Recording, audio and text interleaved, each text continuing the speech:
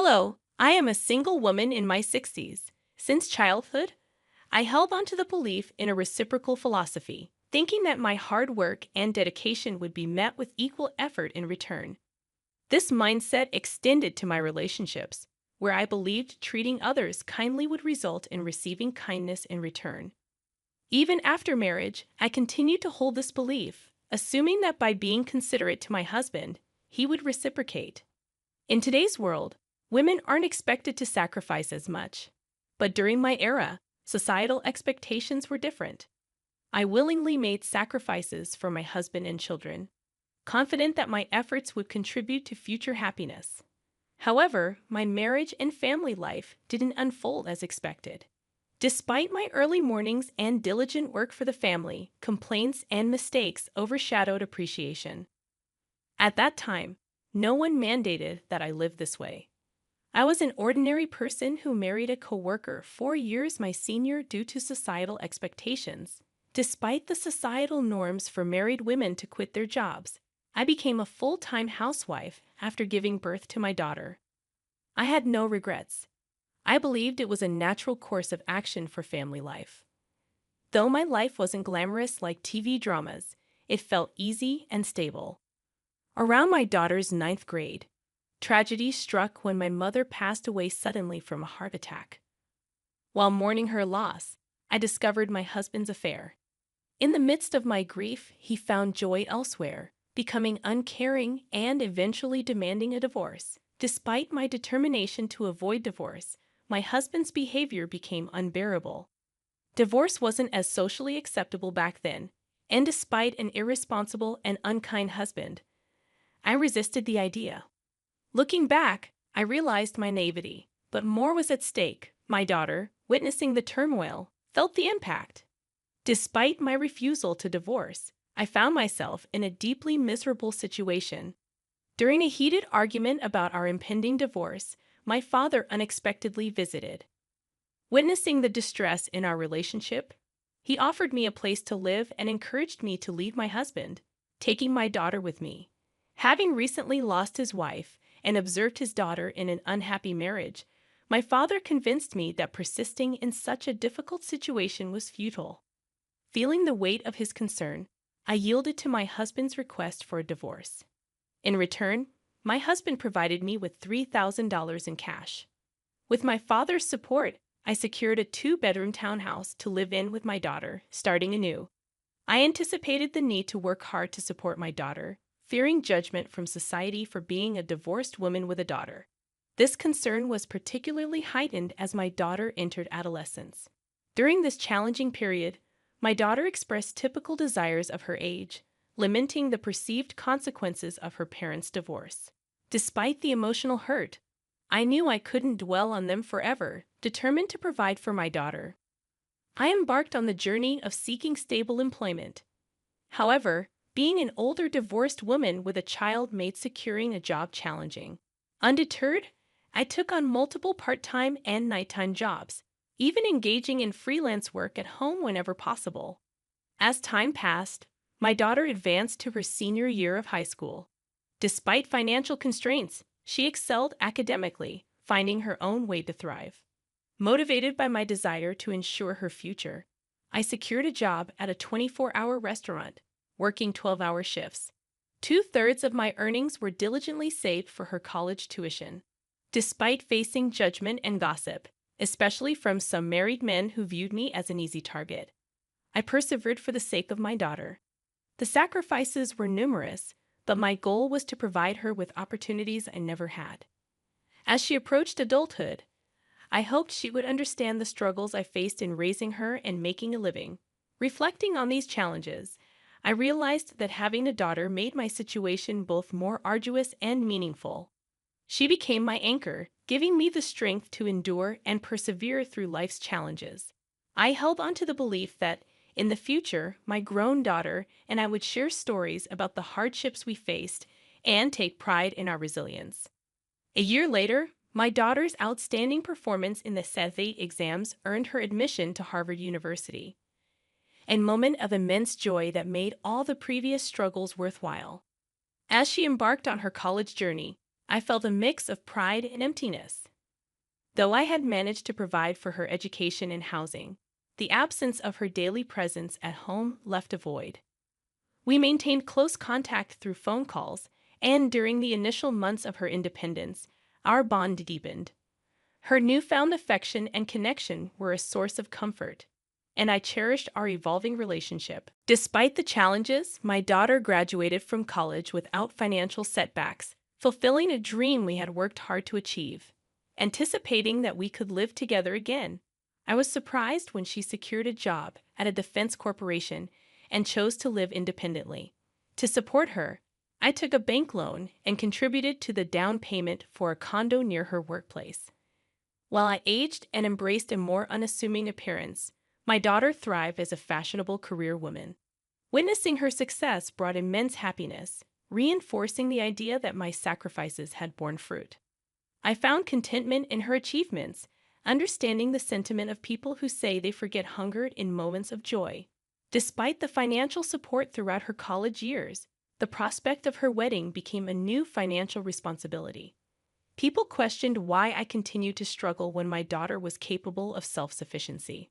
However, I was determined to contribute to her wedding expenses to prevent any condescension from her future in-laws. The belief that sacrificing for her happiness would bring joy to both of us fueled my resilience. On the other hand, as my daughter dated, I noticed a growing distance between us. Initially hurt, I recognized that her adult life and relationships rightfully took precedence. I patiently waited for her to mature and open up to me, understanding that priorities shift during this phase of life. However, on her 27th birthday, I looked forward to celebrating with her. Yet she made it clear that she had plans with someone named Michael and dismissed any preparations. While she may have intended to convey that I needn't go to any trouble, I couldn't help but feel hurt. It was her birthday, a day that held immense significance for me as the day she was born, and her apparent indifference stung deeply. It was challenging to comprehend why my daughter considered spending money on her birthday a waste, given the tight budget. Despite her intelligence, her understanding of her own mother seemed distant. Despite my hurt feelings, I understood she was my only daughter, and I wanted to see her briefly on her birthday, even if it meant taking a day off work. On that day, I meticulously paid attention to my appearance before going to her workplace. However, what awaited me was an unexpected and emotionally charged encounter in the company lobby. I saw my ex-husband with his mistress, individuals I never wished to see again. Doubting how he found out and came there, I frantically called my daughter, only to be abruptly hung up on as she claimed to be busy with a meeting. Feeling dumbfounded, I turned around, only to hear my daughter happily calling her dad and embracing him with a bright smile. Her boyfriend seemed familiar with my ex-husband and his wife, adding to my fury. In that moment, I felt betrayed, as if the whole world conspired against me. Drained of meaning, I hastily left the scene. Reflecting on that day, I felt the desire to confront my daughter and ex-husband, but an overwhelming urge to escape prevailed. Despite my inner turmoil, I couldn't muster the courage to call my daughter. Unexpectedly, my daughter showed up at home one day, announcing her decision to get married and handing me an invitation card. The surprise turned into shock when I saw the names on the card. Although she was my daughter, I felt an intense urge to throw her out of the house. I questioned how she, my own daughter, could present such an invitation. I confronted her, expressing my hurt at being treated like a guest at her wedding, emphasizing my role as her mother. In response, my daughter apologized, stating she felt she had no choice. Despite her desire to marry Michael, she faced scrutiny from his parents over every detail about her. The situation left me grappling with complex emotions, torn between hurt and the desire to understand my daughter's perspective on her life-changing decision. The revelation from my daughter about her concerns regarding my divorced past and the challenges of being a single mother struck me deeply. She explained that revealing this truth could jeopardize her chances of marrying her boyfriend, as her potential in-laws might disapprove. In the face of this revelation, I couldn't help but express my frustration, reminding her of the sacrifices and struggles I endured to raise her. work at a restaurant, and fund her education. My daughter's response. However, her response stunned me. She dismissed the past, stating that her father and his new partner, the woman who played a role in breaking our family, had already met with her future in-laws. In her perspective, the present was what mattered most, and she prioritized her desire for a comfortable life over the difficulties we faced before. Feeling hurt and regretful, I spoke harshly to her for the first time in my life, expressing my disappointment in her attitude. In turn, she suggested that if I wanted to drop her from my life, I should repay her for the money I spent raising her. This exchange led to a heated argument, and she left my house in anger, proclaiming that we were now strangers.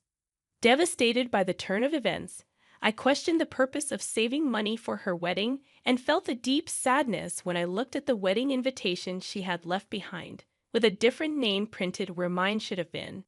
3 years later, I received news that my father, who had been living independently to avoid burdening me, had fallen ill. Sadly, I learned about his condition only after his passing. The realization of being a poor daughter to him hit me hard. A few months later, I inherited a small condo where he had lived, a bittersweet reminder of the family ties and struggles that shaped my life. Upon realizing that I had money saved from my daughter's wedding in the savings account, I decided it was time to live for myself, even if it seemed somewhat late in life. I pondered the idea that in today's world, trusting only one child and sacrificing for them might not be the most fulfilling path. It was a realization that I should prioritize my own desires and needs before it became too late for me to enjoy life. As I contemplated this shift in perspective, a real estate broker and close friend from the restaurant where I worked suggested that I consider what I truly wanted to do. Despite societal expectations for women to sacrifice, I felt the desire to break free from that mold and live for myself. I harbored a feeling of regret and sorrow for the sacrifices I made over the years, and I yearned to pursue personal fulfillment. Inspired by my friend, I embarked on studying the real estate business and even delved into auction biddings. With some savings and money from selling my late father's condo, I seized the opportunity to take on a new challenge. In the surprising turn of events, I became a building owner overnight, residing in a prime location. 6 months later, after returning from a mountain climbing adventure, I found myself on the top floor of my building, now transformed into my home. Unexpectedly, someone knocked on my door, and I debated whether to pretend not to be home due to fatigue. However, curiosity prevailed, and I opened the door to find my pregnant daughter with a chubby-cheeked toddler in her arms. Tearful and distressed, she explained that she had been deceived by her husband, who turned violent and had affairs. Faced with impending childbirth and raising her young daughter, she sought refuge with me, despite my initial shock and the lingering hurt from our previous arguments. I couldn't turn my back on my daughter in need. She revealed that she had heard about my newfound success in real estate and wanted assistance. Despite the painful history between us, she pleaded for help, pointing out that she had a share in the money I had acquired from my wedding savings and inheritance. Caught between anger and compassion, I couldn't deny my daughter's plea for help. Despite her past actions, I recognized the vulnerability in her situation and knew that as a mother, I couldn't turn her away. The complexities of our relationship resurfaced, prompting me to grapple with the tangled emotions of love, disappointment, and the inevitability of family ties. I confronted her, saying, "I was the one who saved money for your education and your wedding, but you told me to get out of your life. Do I need to give you money now?" I only said that, but I didn't get any money back from you. It seems that in front of money, there is no use for the bond between a parent and a child.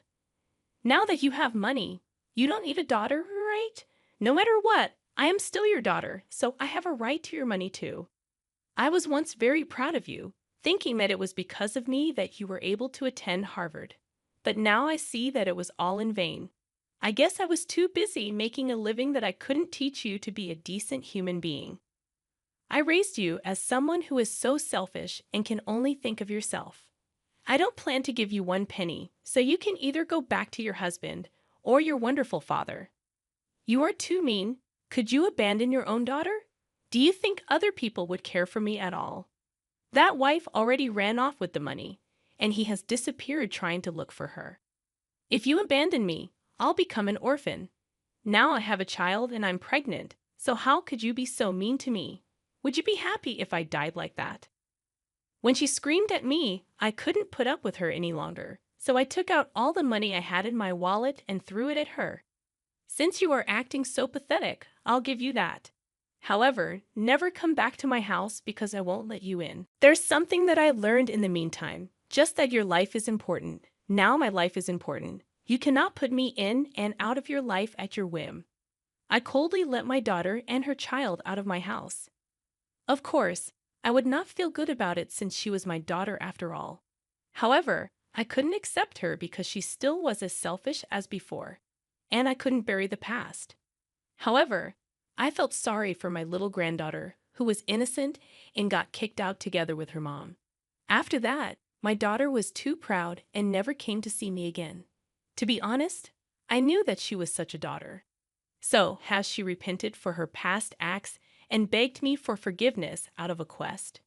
Pretending I was reluctant, but would have found ways to punish her wayward husband. But I was so disappointed that if she erased me from her life to marry her husband, she should have lived happily.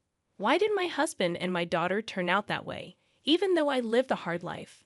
Now I see that the only person who is living a life the way I want to is only me alone.